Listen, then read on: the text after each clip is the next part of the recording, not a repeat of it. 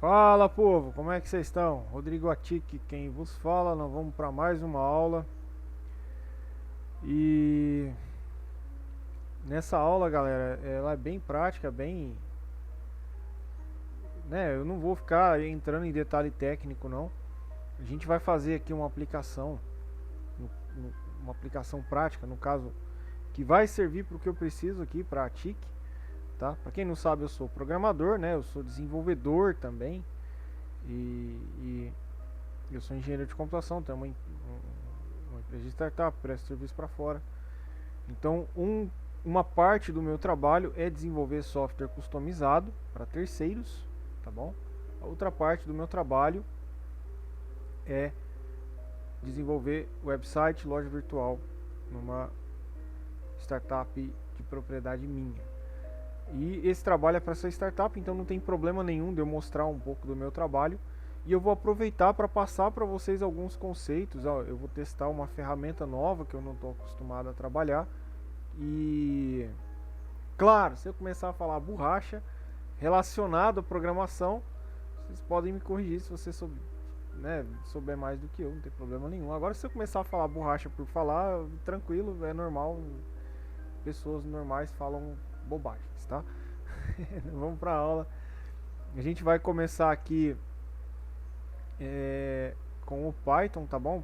Se você já tem o Python instalado, vamos começar criando o Virtual Env. Eu vou diminuir a minha cara feia aqui, vou deixá-la no cantinho, bonitinho assim, ó, para vocês não se assustarem tanto. E eu vou compartilhar o meu desktop, tá? Bom, a primeira coisa que a gente tem que fazer, galera, é criar a pasta do projeto. Então eu vou lá na pastinha de projetos, né? Eu tenho aqui uma pasta cheia de lixo, né? O Flask Projects. E eu vou começar criando uma pasta, tá bom? Ctrl Shift N para quem gosta de ficar dando comandinho. Eu já estou cansado de decorar comando, tem muito comando para decorar. Eu vou chamar isso daqui de filiados ATI, tá bom? Bom, eu não vou entrar em muitos detalhes. O Flask, para quem não conhece o Flask, ele é um micro framework, tá? Ele não tem tanta coisa incluída, então você tem a opção de usar ferramentas de terceiros. Então eu vou ajuntar aqui o Flask com o Web2Py. Botão direito. Eu já vou abrir o Git Bash e começar criando o Virtual Env aqui, tá bom? Deixa eu ver como é que tá a visualização. Eu vou manter. Seria muito bom se eu pudesse manter aqui várias telas ao mesmo tempo. Só um minuto aqui, galera. Eu vou focar só nessa tela do Git Bash.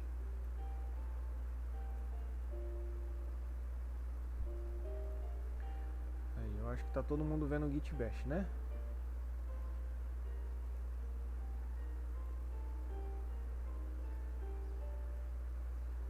Beleza, tá todo mundo vendo o Git Bash aí. Deixa eu maximizar aqui e ajustar ela na telinha bonitinha aqui para vocês não se perderem. Deixa eu tirar minha cara daqui, jogar lá para baixo, tá? Para quem não sabe, galera, a bandeira do Brasil não é só na hora da Copa, tá bom? Respondendo a pergunta de alguns aí, tá bom? Então vamos lá. Primeira coisa que a gente tem que fazer é criar um Virtual Env. Então, se você já tem um Virtual Env instalado, Virtual Env -p, que é para interpretador do Python. Eu vou colocar aqui o caminho do meu interpretador. Eu estou usando o Python 310, o Python 3.10, que é a versão estável e mais recente. Aqui é o Windows, tem que ter não tem o bin. O Windows ele faz o caminho dele, mas não importa, galera. Se eu estou usando aqui uma pasta completamente diferente do Python. Vocês vão instalar o Python -p.venv, tá? Detalhe, eu estou no diretório aqui do meu projeto, tá certo? Então eu tenho costume, né? E é um costume bom que você crie virtual envs para cada projeto que você vai fazer.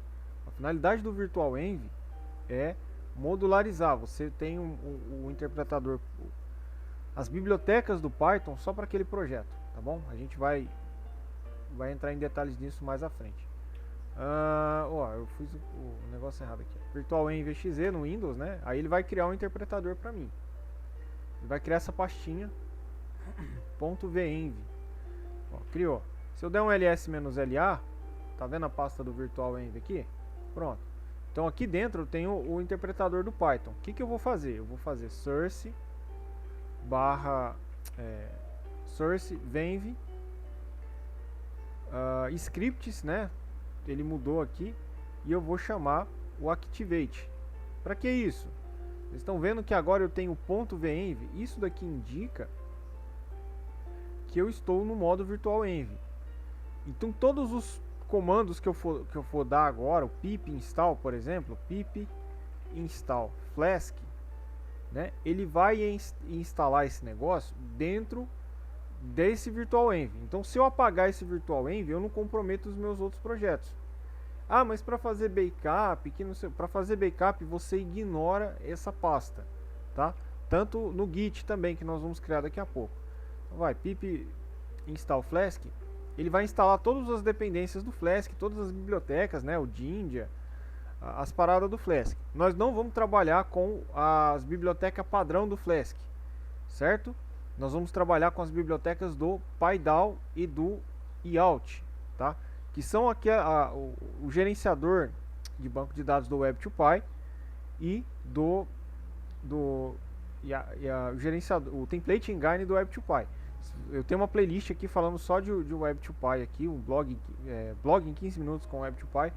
Você tem alguns detalhes práticos lá, tá bom? Eu tenho você vai assistir as aulas. Não demorou 15 minutos, é lógico, porque eu estou dando aula. Você vai pregar lá o que eu estou fazendo com o Web2Py.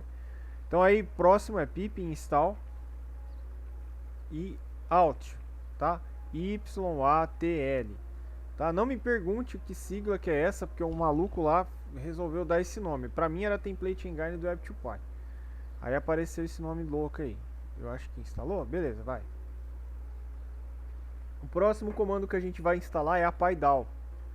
Pip install PyDAO. O que é PyDAO, professor? PyDAO é a Database Abstract Layer. Eu falo disso lá no Web2Py. A grande vantagem do Web2Py é que ele é flexível, tá? Apesar dele ser full stack e ele ter tudo embutido na caixa, ele é flexível. Se você precisar migrar o projeto do Web2Py para um outro framework, você consegue reaproveitar todas as camadas de abstração de dados, tá? Existe agora a continuação do Web2Py para micro framework, né, que chama Py4Web. Ele é mais parecido com o Flask, porém a gente não está usando tanto ele ainda porque ele tá em fase de desenvolvimento, está finalizado, tem muita coisa bacana lá, mas eu quero aprender Flask, eu preciso de treinar Flask e eu vou estar utilizando essas bibliotecas. Tá, o que eu tenho que fazer agora? Eu preciso saber se isso foi instalado. O que eu vou fazer? Eu vou criar um arquivo requirements, né, um arquivo de requerimento, pip freeze, né, sinal de maior, requeriments txt. O que isso vai fazer? A saída do comando freeze, ele vai salvar tudo dentro desse arquivo. Então se eu der um cat requeriments, tá lá, ó, o Flask, ele instalou o Jinja e ele não instalou o IAUT. Então eu vou ter que fazer o pip install IATU tudo de novo. Agora ele instalou. Então eu vou repetir o comando pip freeze requeriments. Então ele vai subscrever o arquivo cat. Aí ó, o IAUT está lá. Beleza. Então o que faz o IAUT? Né? O IAUT é a template engine, tá? O gerenciador de templates. Então eu vou precisar dele para gerar HTML no meu servidor. Para que serve a PyDAO?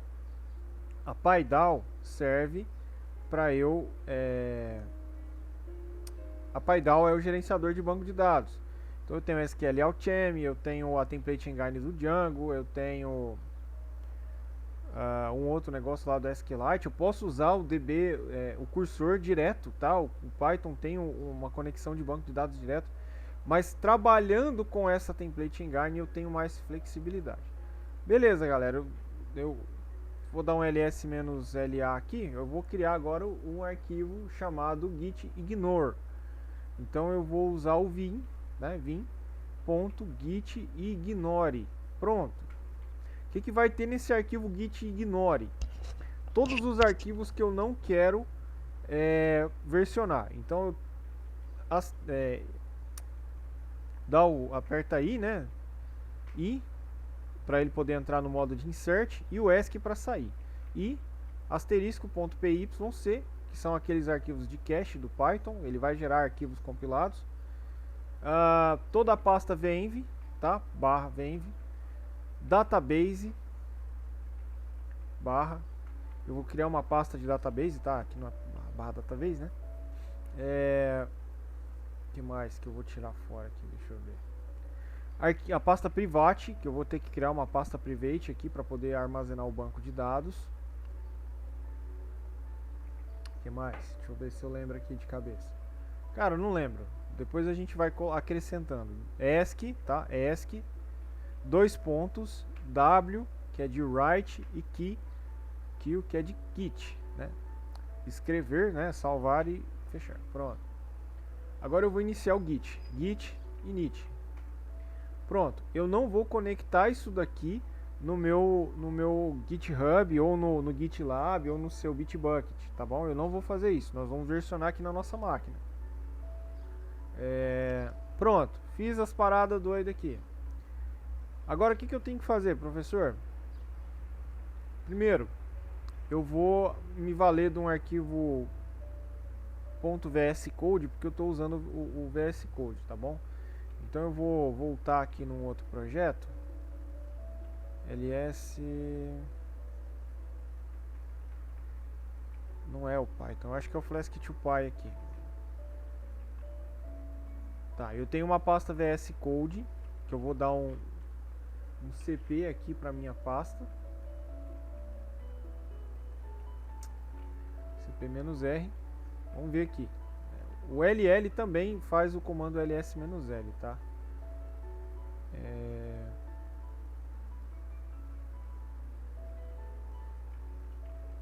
Eu copiei ela pro lugar errado.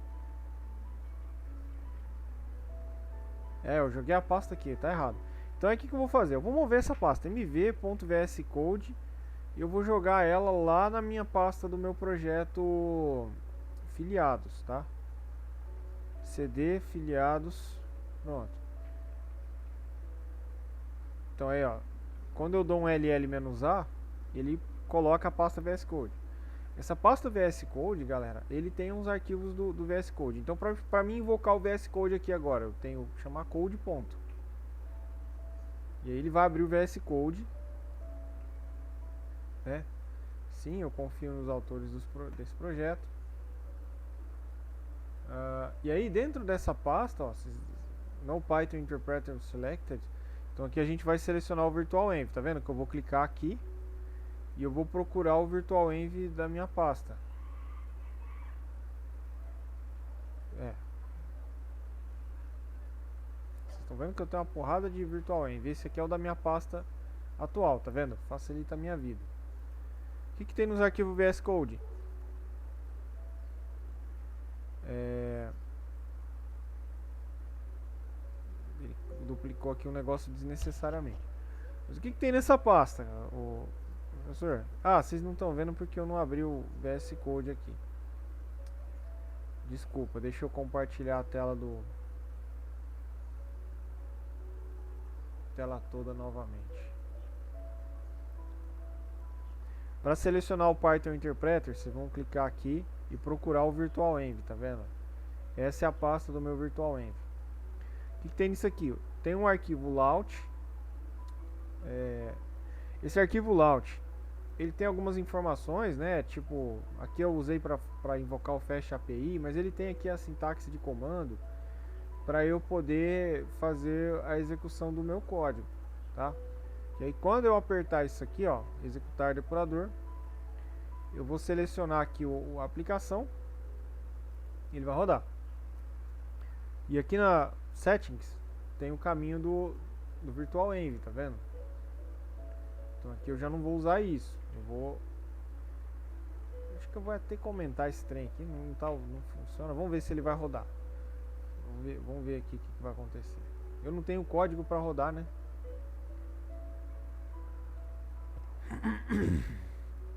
Vocês estão vendo aqui, ó, que ele procurou, ó. Projetos, lá. Aqui por padrão é o arquivo main, mas eu vou chamar ele de app. Volta aqui. E aqui na pasta raiz, o que eu vou fazer? Eu vou criar um novo arquivo, vou chamar ele de app.py. Nesse arquivo eu vou começar a invocar o Flask. From Flask, import Flask.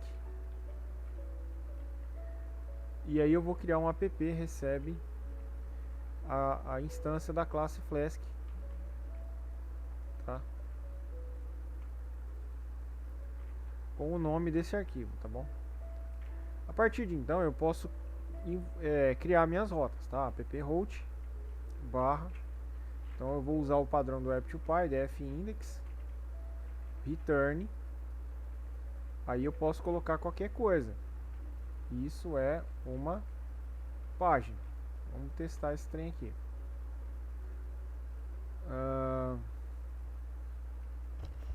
Então, se eu der um F5, ele vai rodar aquele script que foi criado lá. Ah, faltou o arquivo main.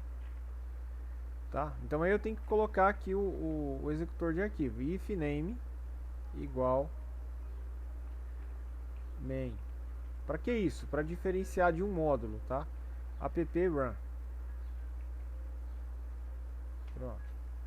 Aí eu posso colocar a porta que eu quero também, tá? Você vê aqui você consegue ver o que você precisa colocar. Então eu posso colocar o host, eu não vou colocar, vou deixar o padrão. Vou ver aqui o Chrome. Aí tá funcionando aí. Então F5 de novo, não tá rodando. Vamos ver se vai rodar agora. Ó, rodou. Running, tá, clica nesse negócio aqui, ó, 127.001 2.5000.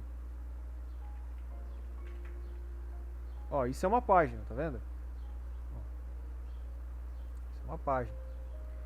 Então aí para mim poder gerenciar os templates, o que eu tenho que fazer? Eu vou chamar o layout, né?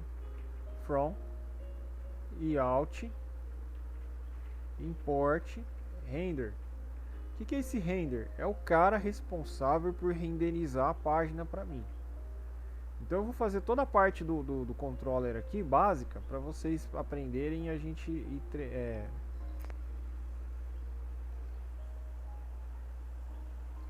prosseguir, né? Então tudo que eu tenho que fazer agora é chamar a função render, né? Aí vocês estão vendo aqui, olha, tem um content, eu posso passar o content. PowerGod, tá? E o nome do arquivo, que eu vou criar uma pasta views, tá? E aí ele tem aqui os delimiters, etc. e tal. Eu vou chamar de index.html. O que eu tenho que fazer? Criar um arquivo aqui dentro.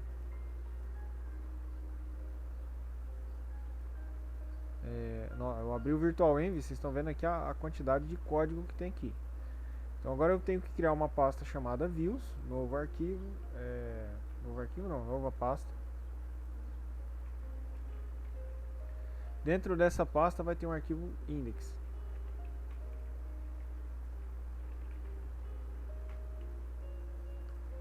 Pronto, só isso daqui é o suficiente. Vamos dar um reload aqui na página.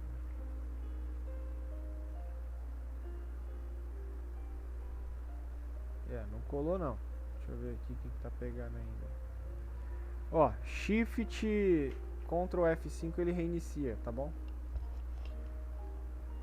Agora vai. Vamos ver. Ó, eu passei o conteúdo em formato de texto e ele passou aqui para mim. Então, se eu quiser mandar aqui um conteúdo para essa página, vamos injetar HTML aqui, H1. Vamos testar um negócio aqui que eu não tinha testado ainda. H1. Detalhe, ele vai reiniciar o servidor. A gente tenta de novo.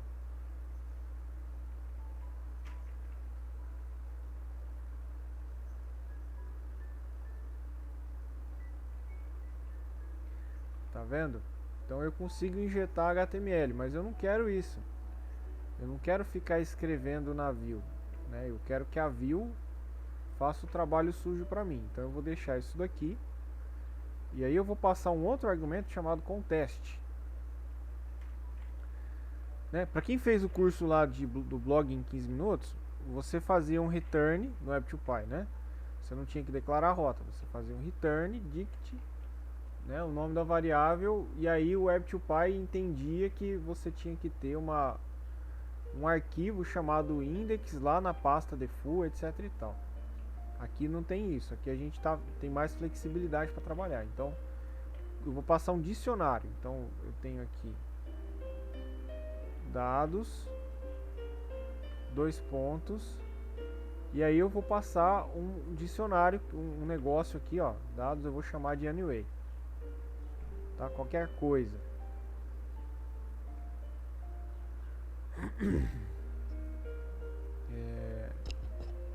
Ele não deu auto reset. Vamos ver aqui, ó, Shift F5. Eu já sei o que vai acontecer, tá? Ele não vai imprimir, por quê? Porque agora eu vou ter que escrever esse código na minha página. Então aqui eu vou colocar H1, página inicial, tá? E a gente vai fazer um formulário ainda, essa aula vai demorar bastante tempo. E aí eu vou colocar aqui igual dados. Para que serve isso? Deixa eu abaixar essa música que já tá me irritando aqui, o japonesinho aqui. Aí. Igual dados, né? O que tem aqui, né? Eu vou até colocar aqui um HP. Estes são os dados. Então, tá aí, ó. Anyway. Ah, professor, se eu quiser passar um dicionário com vários dados, né? Para quem eu não tive tempo de ensinar dicionário, mas para quem aprendeu dicionário, né? Você tem essa é uma estrutura de dados, né, baseada em chave e valor. Então eu tenho essa chave, e aí essa chave eu tenho um valor, né? Eu tenho chave e valor. Então quer dizer que eu posso passar uma lista eu posso pegar uma lista no banco, fazer uma consulta no banco e trazer essa consulta aqui pro Python poder exibir lá na visão. Tá? É assim que vai acontecer. Eu salvei aqui, ele não deu reset. Vamos Shift F5, Ctrl Shift F5. Então tá aí, ó, e passou o dicionário. Então se eu quiser acessar a chave desse dicionário, é só eu vir aqui e passar desse jeito, ó, anyway. Vamos ver se ele vai... pegou, beleza. Então, por que eu escolhi usar o layout do Web2Py ao invés de eu usar a biblioteca padrão, o engine padrão do Flask? Porque o Jinja ele é muito limitado. Dentro do layout eu consigo escrever código Python, para você ter uma noção. No Jinja não. Então no Jinja lá eu tava passando raiva, eu precisei fazer um negócio assim, né? Len dados, né? Conte os dados maior do que 0 e faz alguma coisa, né? No Jinja não tem isso, eu não tenho condições de escrever código Python, eu vou ter que ficar fazendo gambiarrinha. Então é um troço meio que assim, né? Dados, length. Cara, isso não é Python, não tem nada a ver esse bagulho aqui. Então, larga a mão, né? Vamos pro que interessa. Então aqui eu tô contando os dados, né? Se for maior que 0, ele vai exibir true. Tá vendo? Tem coisa lá dentro. Então o próximo passo agora, o que eu vou fazer? Eu vou fazer um formulário de cadastro, né? Dá pra fazer tudo isso no arquivo só, nós vamos fazer no arquivo só. Eu acho que dá pra disponibilizar isso no GitHub, mas Cara, não custa você pegar e escrever no código junto comigo aqui, tá bom? Não tem problema nenhum. O próximo passo agora é fazer uma instância de banco de dados. Então eu vou ter que invocar o PyDAO, né? From PyDAO. É um nome muito esquisito em português, né? Import DAO, tá? Import a classe responsável.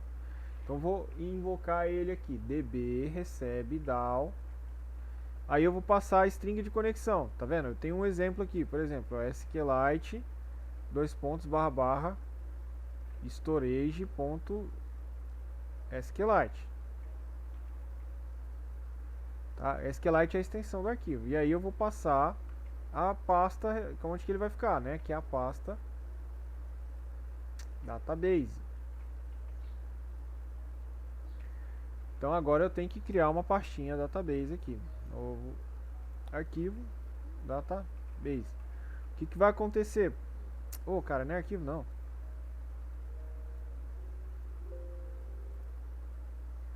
O que vai acontecer?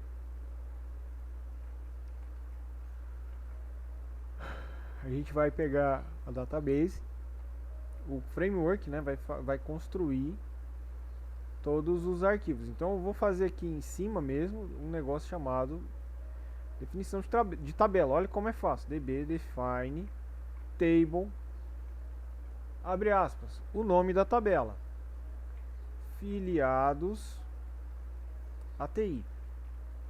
Por que você não chamou de filiados ATI? Porque isso daqui é um banco de desenvolvimento, galera. Eu não vou jogar isso aqui em produção, né? Não é recomendado você usar SQLite, ao menos que você criptografe toda a parada, e vai dar mais trabalho do que você usar um SGDB. Para desenvolvimento é melhor, tal, você tem flexibilidade, mas chega uma hora que em produção é melhor você pegar um Postgres da vida aí e ser feliz. Então, vamos lá. Nome da tabela. Eu vou precisar de um negócio chamado field, né? O que é o field? PyDAO Objects, tá vendo aqui? Ele importou o field para mim. Eu não quero isso. Esse field é o responsável por construir os campos. Então, field, o nome do campo. Toda pessoa tem nome, né? Eu preciso do nome. Então, esse tipo de campo aqui é string, tá bom? E aí eu posso colocar as validações, né? Not null, true, ele tem que ser obrigatório, sim. Eu posso colocar um validador, requires acho que é is not empty. Deixa eu ver onde que tá aqui. Então eu vou lá, from PyDAO.validators import is not empty. Então eu já vou colocar um validador aqui. Para que isso? Para ele poder construir o código HTML para mim, tá? Ele vai validar quando eu for enviar o formulário. Ó, aqui eu engoli uma vírgula. Detalhe, eu gosto de colocar a vírgula aqui no começo. Tem gente que gosta de colocar a vírgula aqui. Faça do seu jeito. Dessa maneira que eu estou fazendo aqui, porque eu aprendi com alguns DBAs, fica mais fácil de você comentar o código, tá? Então, mas você faz do jeito que você quiser. Field, toda pessoa tem sobrenome. Eu gosto de sobrenome. É uma string, também tem que ser is not empty, tá? Ctrl C, Ctrl V. Field é tratamento que chama? Tratamento. Eu tenho mania de tratar as pessoas como senhor e senhora. Existem algumas pessoas mal educadas que quando eu chamo de senhor e senhora, elas me respondem imediatamente com senhor é seu avô, senhora é sua avó. Bom, a minha avó foi uma senhora muito bem educada e ela me ensinou a respeitar os mais velhos. Então, eu prefiro, né, usar aquilo que sempre funcionou. Mas como tem algumas pessoas que não tem noção do que estão fazendo, é lógico, que preferem usar a falta de educação, não tem problema nenhum, tá bom? A gente coloca o tratamento aqui pra gente saber como que a gente tem que tratar o cliente quando for ligar para ele, né? Então a gente vai criar aqui agora direto, tá? Ele vai um requires, né? Is in set, tá? O que esse inset faz? Ele vai receber uma lista ou um dicionário com as chaves e os valores, tá? Olha, já colocou o inset para mim ali em cima, eu não vou precisar ficar sofrendo. Então aqui eu vou criar um dicionário chamado tratamento, porque eu vou aproveitar isso daqui depois. E aí eu tenho o senhor, né? Senhor, né? O SRA, que é o senhora.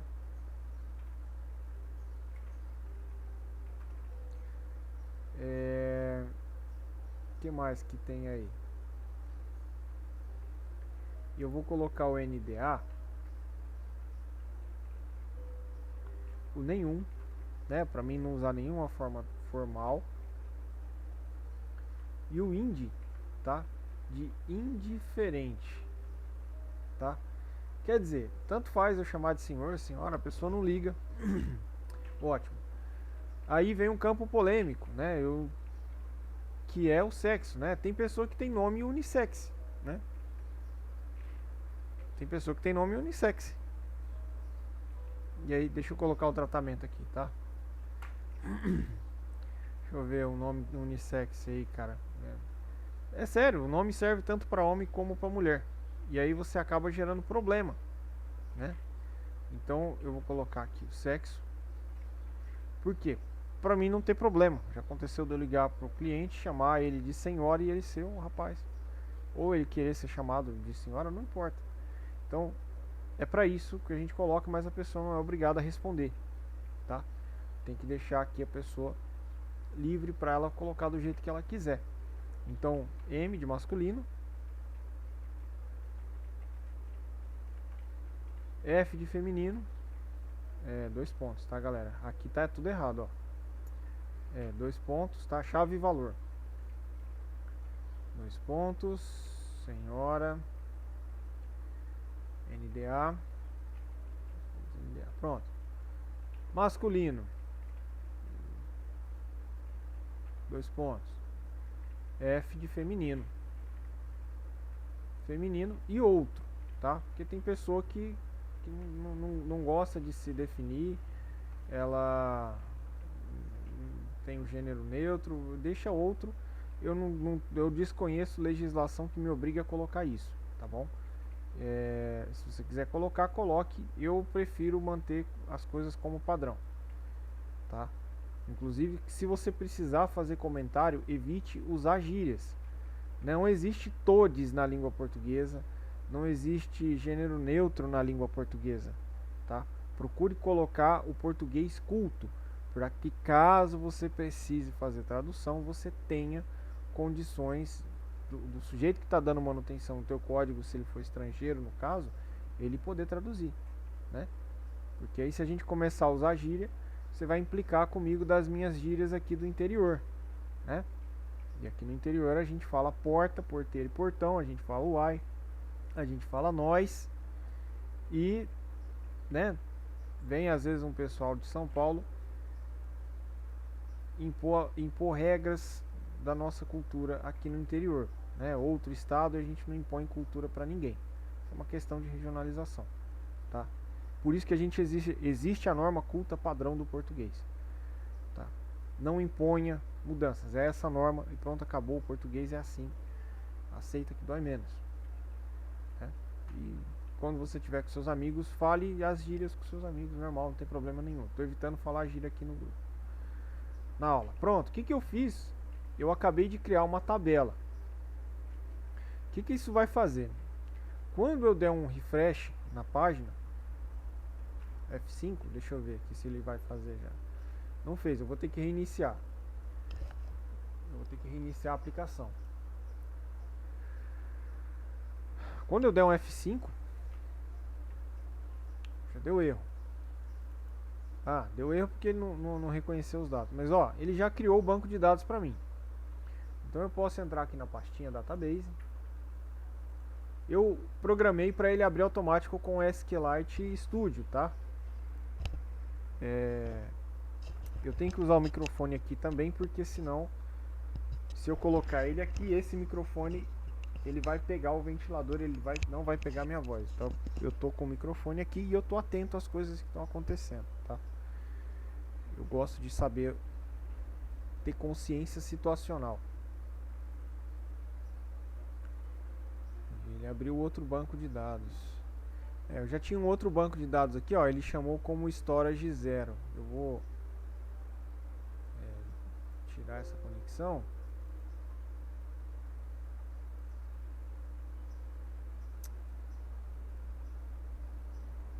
Tá, isso aqui ele não exclui o banco, ele só tira a conexão. Então tá aqui, ó, tem uma tabela afiliados ATI e ele está criando aqui, ó, ele criou o campo ID como primary key, nome, sobrenome e o tratamento. Agora o que eu tenho que fazer? A index, galera, ela vai ser a minha página inicial, então eu não vou passar nada no contexto, eu só vou indicar o arquivo, depois a gente volta lá para a parte do banco de dados. O que eu vou fazer? Eu vou pegar ela, vou dar um extend,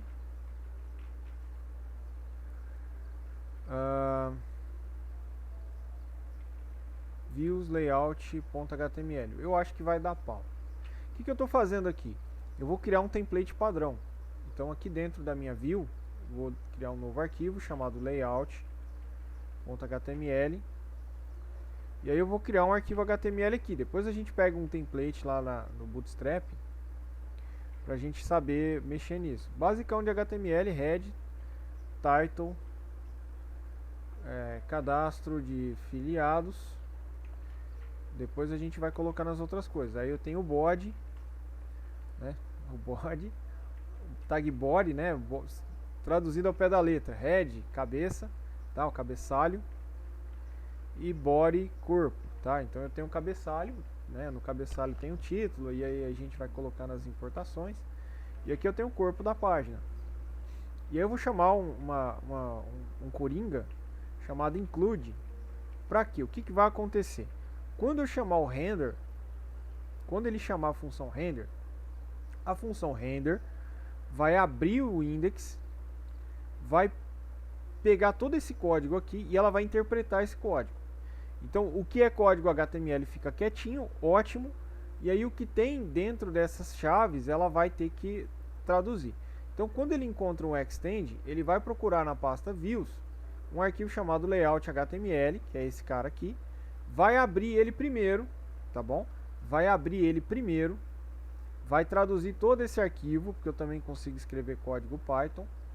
Depois que ele traduzir esse arquivo, ele vai achar o include. O que ele vai fazer com o include? Traduzir todo o resto da página e inserir aqui dentro. Então o que uma template engine faz? Ela pega o código HTML e constrói para você, né? Então você não precisa escrever o código necessariamente lá,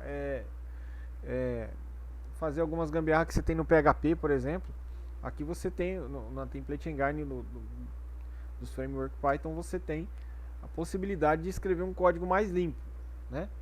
Então aí ele vai pegar isso aqui, construir o código todo HTML, montar todo o site e enviar lá para o navegador, tá? Aí você pode usar isso aqui como uma API REST? Pode. Você pode combinar, fazer um meio termo, gerar o HTML no servidor e mandar lá para construir algumas partes no cliente? Pode, você tem essa flexibilidade. Você vê o que é mais seguro, mais vantajoso para você, tá bom? Eu sei que vai dar pau, porque o Yacht não é padrão do Flask, então o cara do Flask tem uma treta com o cara do Web2Py, os dois não se bica. Então eles deram um jeito de fazer o negócio do Web2Py não funcionar no Flask. É só ele que não funciona direito no Flask, né? Até no meio do desenvolvedor tem essas tretas. Então vai dar pau, né? Por que deu pau? Os dados aqui. Vamos tirar essa...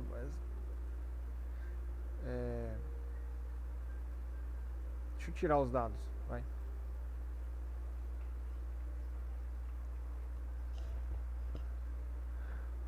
Pegou, miserável. Bom, funcionou o layout, né? Vocês estão vendo aqui o título. Eu vou inserir mais alguns elementos de formulário aqui.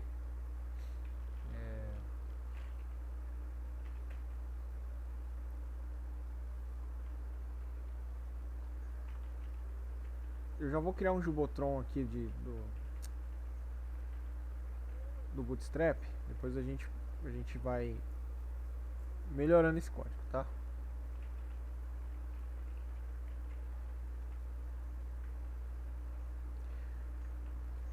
Ó, esse é um formulário de cadastro, a gente vai formatando esse camarada.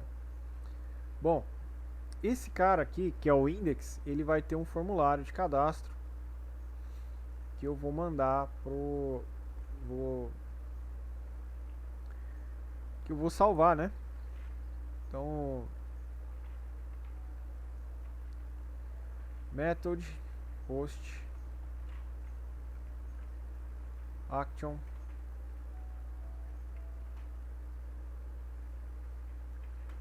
o action ele vai ter que ser enviado para uma URL, a gente vai construir depois. Aí eu vou criar um multipart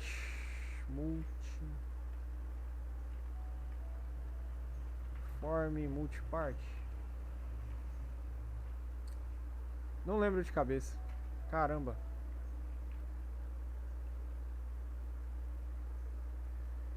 Eu já vou começar a criar aqui o CSS, tá? Div class form group.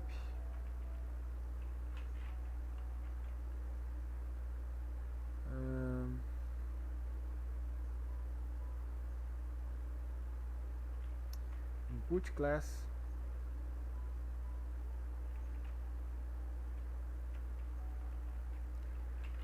control placeholder. Aí os bagulho de tradução não tem por enquanto aqui, eu não vou usar, tá? Eu vou só construir pra gente ver como é que vai ficar.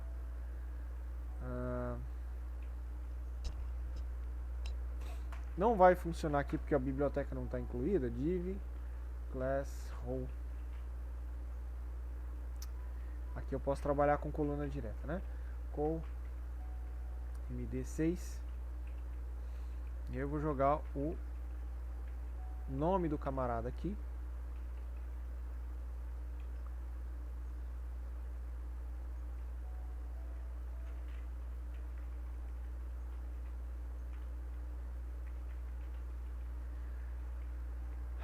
Bom, é aqui onde que entra a banana, né? Que banana a cabeça da gente fica louco. Eu estou trabalhando com HTML e vou misturar com Python e tal. Como que eu vou fazer? Primeiro eu tenho que colocar o nome desse cara aqui. Por quê? O form, ele vai fazer uma requisição post para uma URL que eu vou mapear, né? Então ele vai chegar aqui e aí ele vai pegar todos os nomes, né? E vai criar tipo de um dicionário também, né? E vai passar esse dicionário de dados aqui para minha função que eu vou desenvolver. Deixa eu ver se ainda está gravando. Tá, ó, já faz 1 hora que eu tô falando aqui, caramba. Vocês veem como é que o negócio é chato, tá? Se eu tivesse fazendo sozinho, sem ensinar, você tira... divide por 3 o tempo, vai? Então, aqui é o nome. Sobrenome. Pronto. E agora? Faltou colocar o role, né? Div class role.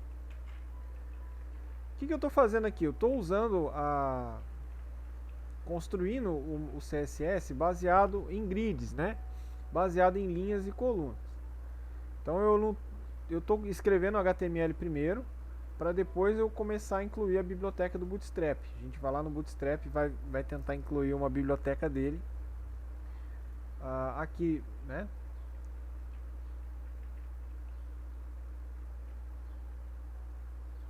Sobrenome. Mas que eu coloquei aqui.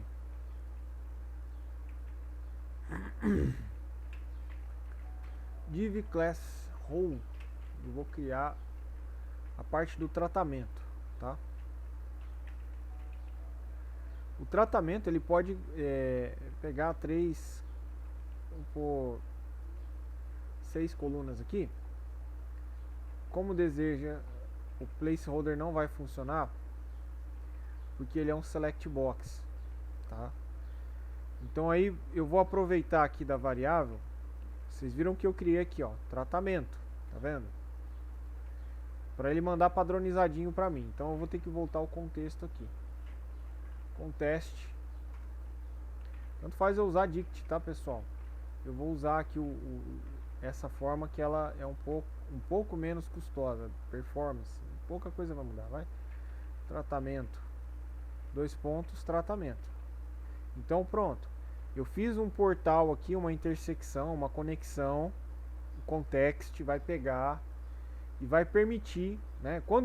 Vai permitir que eu possa trabalhar com os dados. Então aqui eu vou fazer um loop for t em tratamento, 2 pontos. Isso aqui é código Python, tá? Esse PES é código Python, né? Uma crítica pro Jinja, tá? O Jinja eu acho que ele tem que fazer isso aqui, for t em tratamento. E aí você tem que colocar end for, tá? Isso não é Python, tá bom? Aqui eu estou construindo código Python. É mais fácil para poder trabalhar, ó, menos bagunça na cabeça do desenvolvedor. Então vai, esse código vai estar dentro de um select name tratamento, tá? Class form control também. Ele não tem placeholder, tá? Não tem um placeholder. A primeira opção dele vai ser o option. Eu vou ter que deixar aqui o como deseja ser chamado. Como quer ser tratado.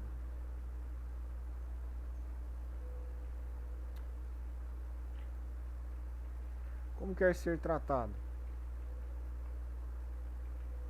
Deixa o for bonitinho aqui. Então aí eu começo agora os options.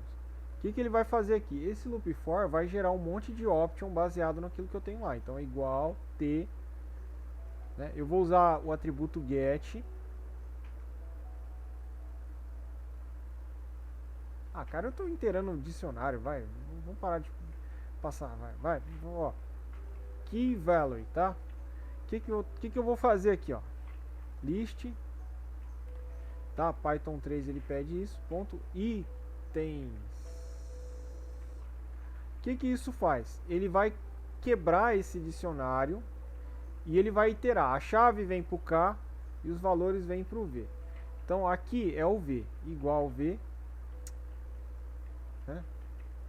E aqui dentro eu tenho que colocar o value, tá?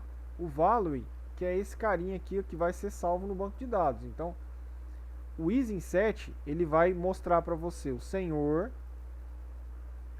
mas na hora de validar no banco de dados ele vai salvar o SR aqui. Então aqui vai ser o K.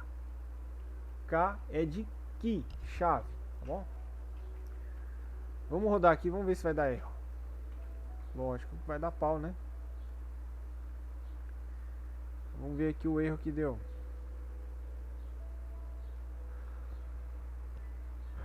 O que eu fiz de errado?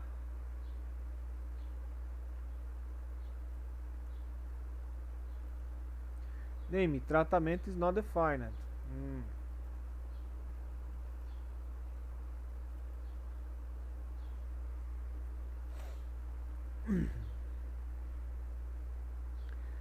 Por que o tratamento is not defined se eu estou trabalhando com uma variável global? Não entendi. Vou reiniciar.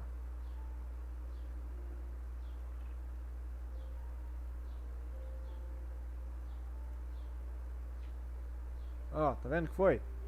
Então, ó, como você quer ser chamado? Senhor, senhora, nenhum, indiferente. Então, estou construindo o código HTML primeiro, a gente vai colocar as views depois, tá? Digita toda a parada aí primeiro. Isso daqui vale para o sexo também, tá, galera? Eu vou colocar isso aqui, vou copiar toda essa linha, Ctrl C. Vou jogar ela por aqui, ó. Ó, esse é o row, eu vou jogar ela por aqui.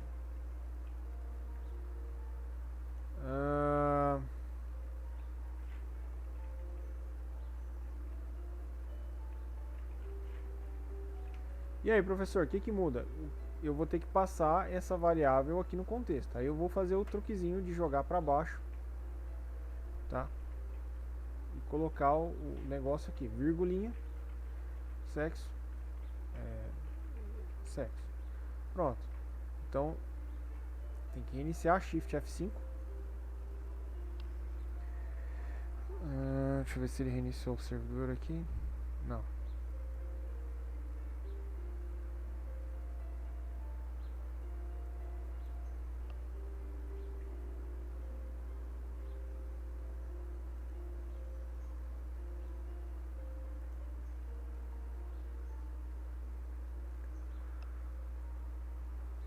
Ah, beleza, ó. Reiniciou o servidor. Então, tá aí. O que mais que eu preciso? Eu vou colocar mais campos aqui agora, tá, pessoal? Então, no meu cadastro de afiliados, eu vou precisar do nome da empresa. O nome da empresa, ele também não pode ser empty, tá?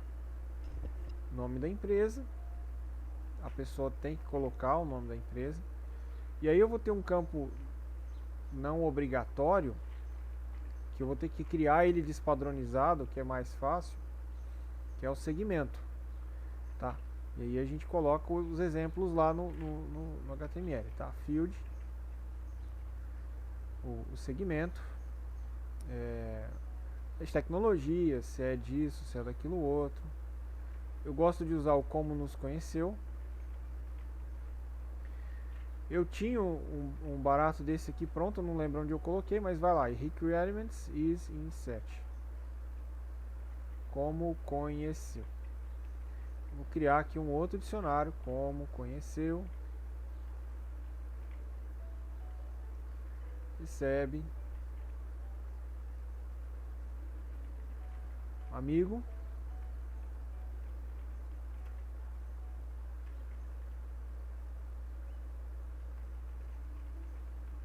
Eu não vou colocar Google, galera, porque o Google já tá no fim, tá nas últimas, tá?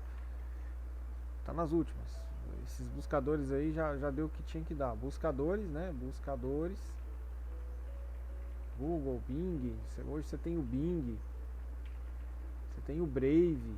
Você tem o Yandex. Você tem uma galera, tá? Tem uma galera de buscadores aí. Você usa o que melhor te servir. Redes sociais, eu vou colocar desse jeito aqui porque isso vai ser salvo no banco, é mais fácil, tá? Redes sociais, ficou muito esquisito. Redes sociais. Ó, e de novo eu aqui engolindo a vírgula aqui. Tem mais outros, tá?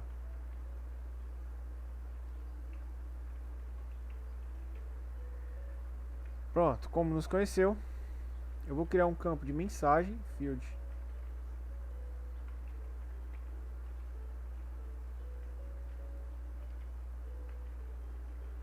Esse campo vai ser do tipo teste.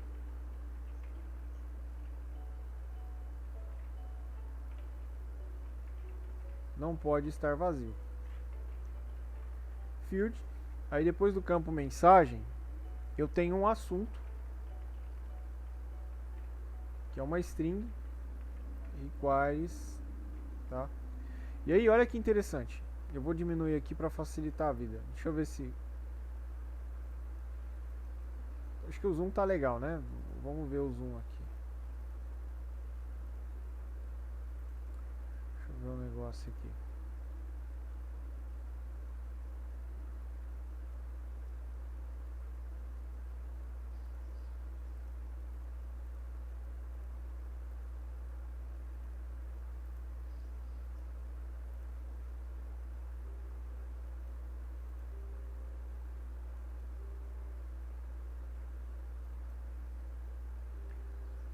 Ver como é que tá o zoom.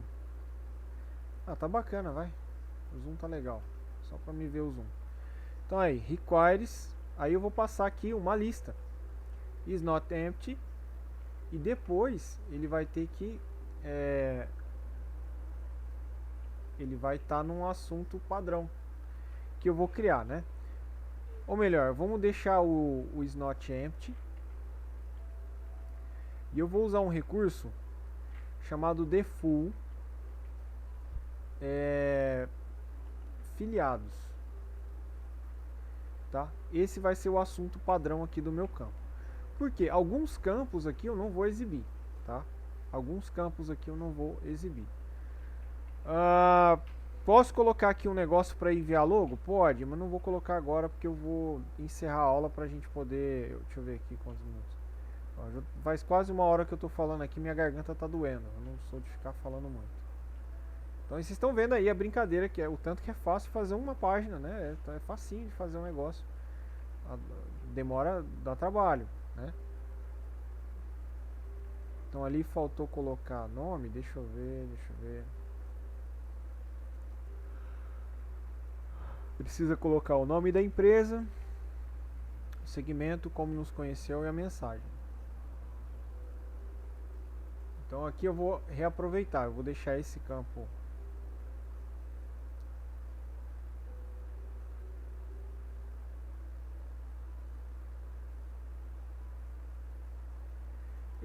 de pessoa.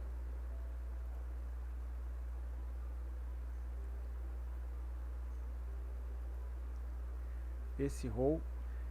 Eu poderia pegar CNPJ, mas eu não vou fazer isso aqui agora, porque eu vou ter que fazer validação, vai dar dor de cabeça. Tá, esse select aqui ele vai servir para quem? Deixa eu ver aqui. Pronto, esse select aqui ele vai servir para como nos conheceu. Isso aqui vai lá pro final, tá? Como nos conheceu. Pronto. Como conheceu. Acabou. Vocês estão vendo que eu estou reaproveitando o código pra caramba aqui, ó. Eu não precisei... Eu só estou mudando o nome da variável para fazer o loop. Né? Eu estou programando isso daqui. Né? Eu não estou... Posso dizer que eu estou desenvolvendo, porque o programador, ele basicamente escreve o código. O termo programador hoje, ele se aplica bastante ao pessoal lá da indústria, que programa CLP. Né? O pessoal que faz site, assim, eles gostam de ser chamados de desenvolvedores, mas é a mesma coisa. Como conheceu, dois pontos, como conheceu. Pronto, como conheceu, tá aí. Vai dar internal error, porque eu preciso de acabar de fazer aqui agora. Então eu vou pegar aqui a linha do nome e do sobrenome, tá vendo? Ctrl C nela. Depois que eu perguntei lá o gênero.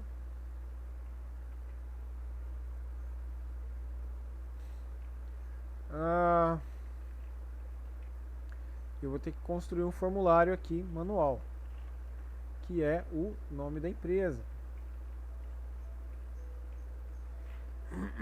Esse nome aqui, ele tem que ser igual o do banco, mas você pode fazer parecido, porque você pode adotar aqui. Ó, olha o que eu fiz aqui, cara, nome da empresa. Ele vai gerar umas tabelas malucas lá. Nome, empresa, segmento. Tá. Padrão, use sempre o padrão do Python, tá bom? Né? Em vez de você ficar usando isso aqui, né? Usa o padrão do Python. Tem lá PEP8, lá você pode consultar, chama PEP8, que ela estabelece lá os padrões do Python para você ter um padrão de código, tá bom? Não tô cagando regra. Nome, empresa. Aí a gente tem o nome da empresa. Aí depois a gente tem o segmento.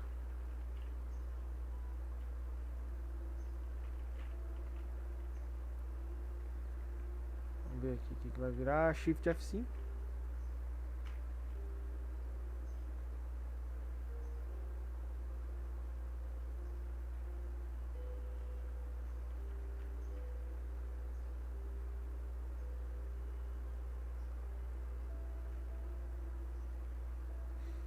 Tá aí, ó, tá construindo o formulário. O tempo de aula? 59 minutos, eu vou parar aqui. O que mais que tem para eu passar? E o campo de mensagem? O campo de assunto, ele vai ficar oculto, tá? Eu tenho aqui o como nos conheceu, vou colocar 12, tá? E eu vou copiar essa linha. Ctrl C, Ctrl V. Isso aqui é programar, galera. eu não preciso ficar reescrevendo. Lógico, depois que você aprendeu, né, você só vai dar Ctrl C, Ctrl V a maior parte do tempo. O nome da empresa, isso daqui não vai ser um input, ele vai ser um teste.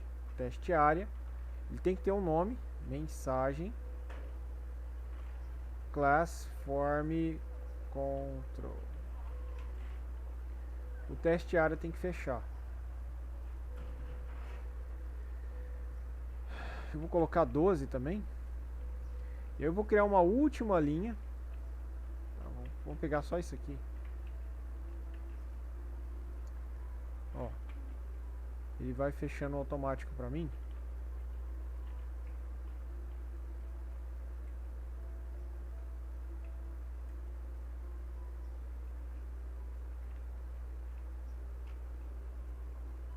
Que é o botão de submit, tá?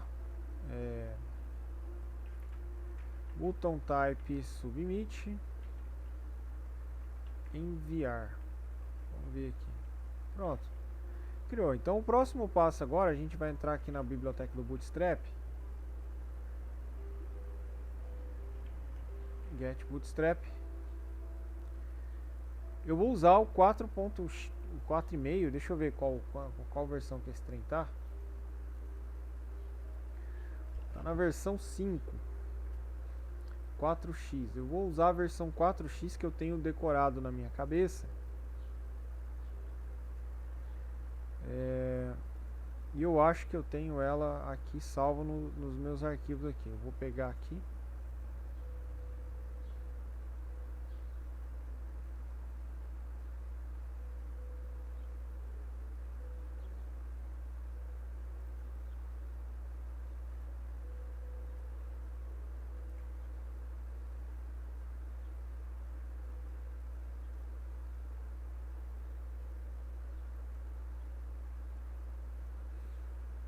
Eu tenho ela aqui.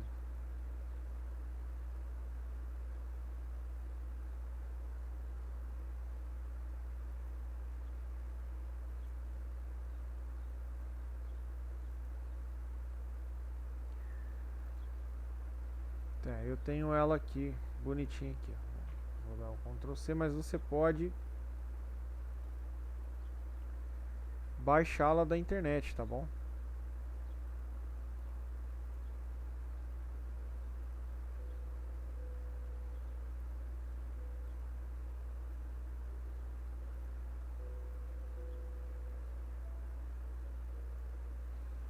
Vou dar um Ctrl, vou colar esse negócio aqui, eu vou chamar de static, tá bom?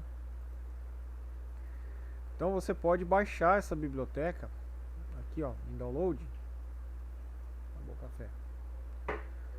E daqui a pouco eu vou encerrar a aula. Você pode baixar isso aqui em download. E você tem vários exemplos aqui de como que você vai trabalhar com o Bootstrap, tá? Deixa eu ver aqui se eu já pego um layout pronto.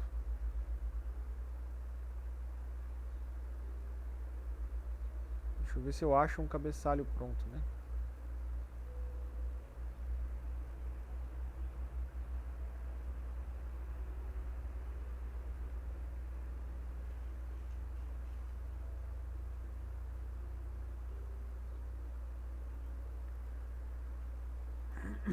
Então vai, ó, eu vou criar isso daqui, eu vou chamar isso aqui de static. O Flask ele pede que você chame de static a pasta que vai ter os arquivos estáticos. O que é o JavaScript, o CSS, alguns arquivos .json, etc e tal, né? Eu quero acabar a aula para eu poder tomar água, né? Então aqui, ó, o que eu vou fazer? Eu vou fazer um link rel e aí eu vou chamar aqui o URL for, né? Lá no Web2Py a gente criava o URL. Aqui no Flask é um pouco diferente. Você tem um comando URL for que vai mapear para uma função. Então eu vou, em vez de eu passar aqui a rota, vou passar uma função. Aqui é a função static.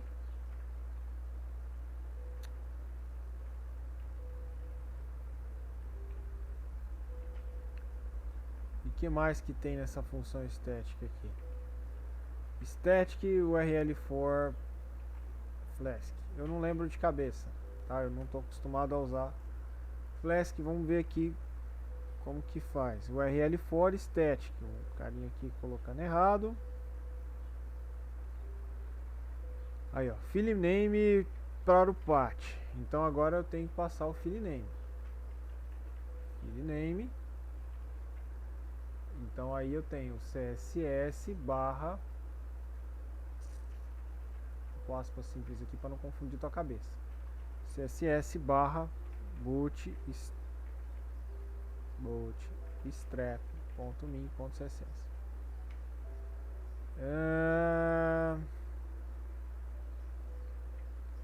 Deixa eu ver o que tá bugando aqui.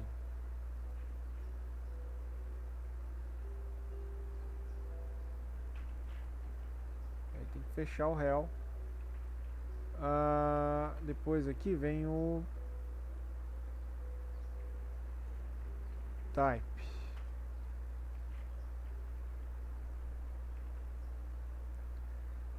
Tá? E esse style sheet quer dizer que é um arquivo CSS. Então, Shift F5 ele vai reiniciar o Flask.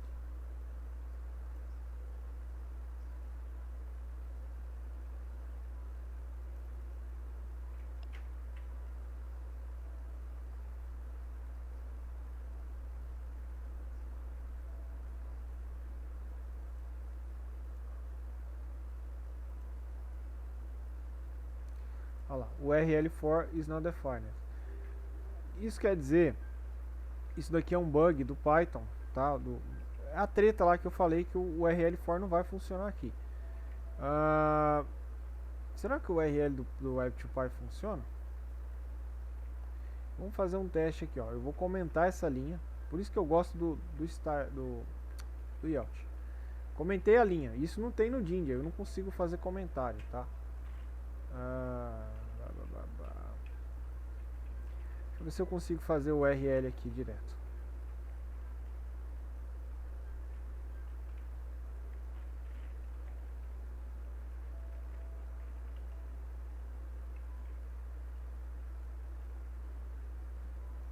URL is not defined. Tá, então vamos pro caminho das pedras aqui, vai? A gente vai ter que importar o URL for. Então eu vou abrir aqui um bloco e vou dar um import from Flask, tá? Pode fazer, não tem problema nenhum. From Flask, from Flask import URL for. Pronto. Então aí aqui agora, quando eu descomentar essa linha, eu vou ter o URL for funcionando. Esse URL for, vamos inspecionar o código.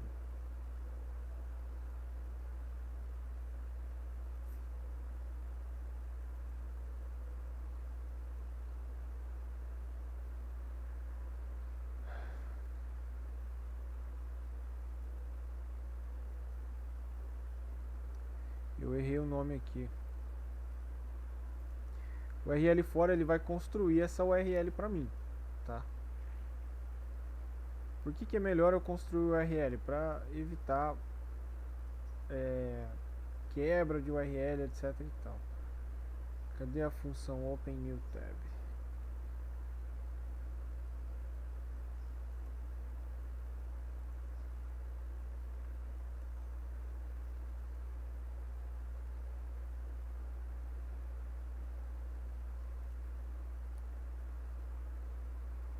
Vou pegar um exemplo aqui. Exibir o código.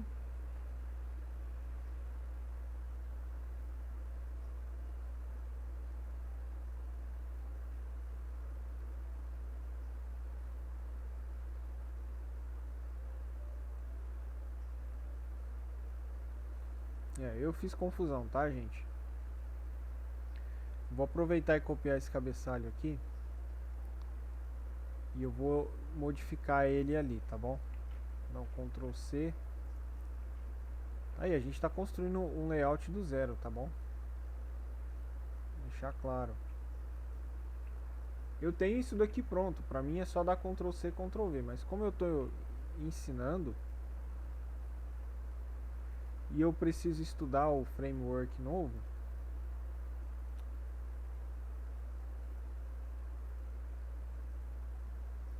Lang padrão é PTBR. Ó, tudo isso aqui eu vou comentar, tá? O viewport, aliás, o viewport eu tenho que deixar, o description tem que deixar, o autor sou eu.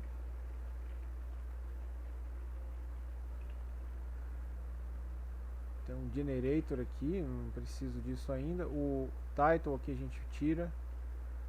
Esse link é pro Bootstrap, eu vou deixar ele comentado. Deixa comentado. Tá, eu tô dando Ctrl, ponto e vírgula, tá? Ele vai comentando automático. Tudo isso aqui também eu vou comentar, porque a gente vai habilitar depois, tá? O head já tá aberto ali. Esse head meu aqui vai sair fora. E aí, galera, eu tenho que corrigir isso aqui. O rel é aqui e aqui é o href.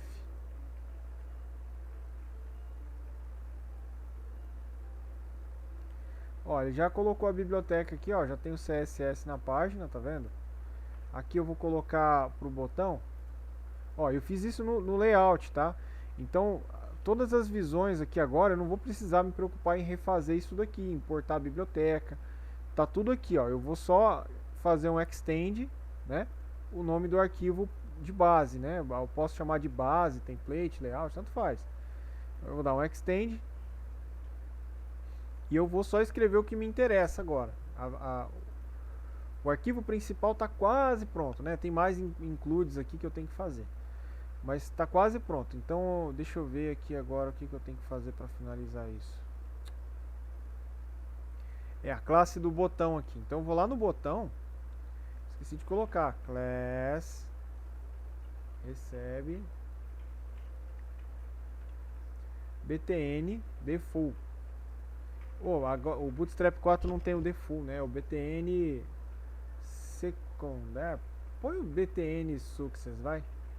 Então ele vai colocar uma classe aqui, o botão vai ficar bonitinho, tá vendo?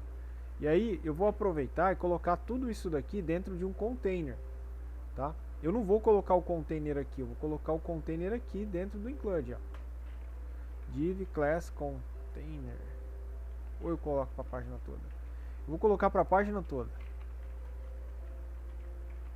O container, ele vai ajustar a margem do documento. Então vocês estão vendo aqui que eu não vou precisar ficar reproduzindo, ó. O container ele faz esse efeito aqui, ó. Vou fechar aqui. Ele ajusta as margens do documento. Então o nosso formulário está quase pronto, ó. Eu gastei 1h15 aqui porque eu estou falando. Se eu tivesse feito, eu ia demorar uns 40 minutos aí no máximo, só para fazer isso aqui. Então na próxima aula a gente vai fazer o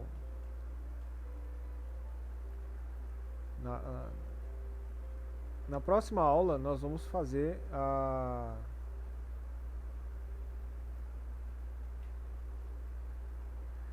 próxima aula a gente vai fazer a parte do código que manda para o formulário, né? Salvar o formulário no banco, etc e tal. Não tem muito segredo. Talvez você esteja aprendendo Flask com o padrão do Jinja, não tem problema nenhum, você usa o que você quiser. Eu não estou aqui impondo regra, não sou especialista em impor regra, tá? Eu não estou aqui dizendo a maneira que você tem que programar, o que você tem que fazer. Eu estou te mostrando um outro caminho, uma outra maneira de fazer a coisa, e eu estou estudando e ensinando. Então, quando eu ensino, eu aprendo, né? Os seus comentários aqui são muito importantes para eu poder aprender. Eu não sei tudo, tá beleza? Então, galera, não deixa de se inscrever aqui no meu canal, deixar o seu like. Curte aqui o vídeo, né?